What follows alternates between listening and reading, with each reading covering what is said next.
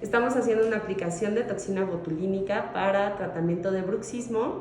Es una paciente que en combinación utiliza una guarda de descarga.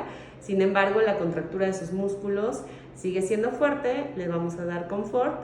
Ella padece migraña, ha tratado con neurólogo, con medicamentos. Sin embargo, pues no ha sido funcional debido a que el padecimiento principal es el apretamiento de sus dientes.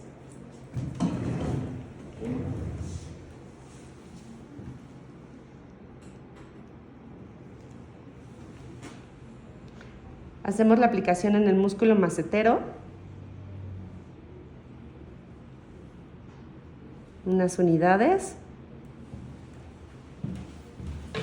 Y posteriormente hacemos aplicación también en el músculo temporal. Unos puntitos. Como ven, es muy rápido. No es un procedimiento muy doloroso. Y bueno, vamos a ver cómo siguen 2 semanitas.